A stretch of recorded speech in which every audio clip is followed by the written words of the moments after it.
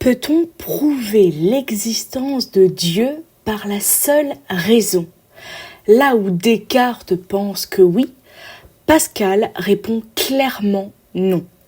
Pour lui, la métaphysique, ce discours philosophique sur Dieu, se heurte à une limite fondamentale. Nous sommes des êtres finis alors que Dieu est infini. Autrement dit, notre intelligence ne peut pas saisir son essence.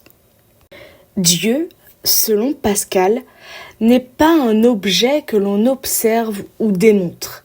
Il est invisible, discret, presque caché dans la nature. Le Dieu du christianisme est en plus Trinité, une réalité complexe, indémontrable par la raison.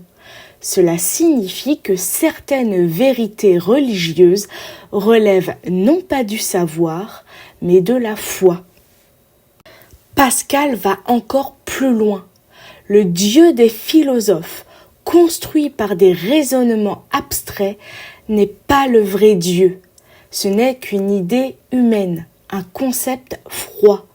Le seul discours valable sur Dieu est celui que Dieu donne lui-même à travers la révélation.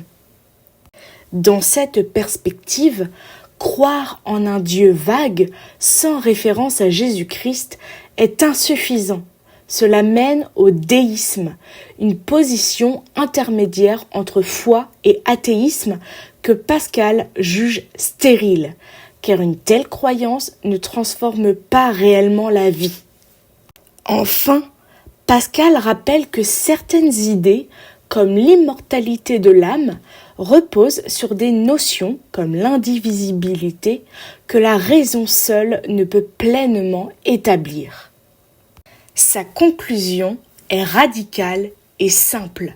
Dieu, il ne faut pas d'abord le connaître, il faut l'aimer.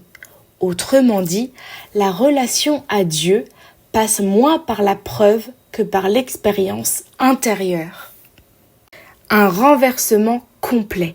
Ce n'est pas la raison qui mène à Dieu, mais le cœur.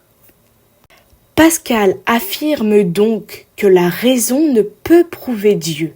Infini et caché, il échappe à l'intelligence.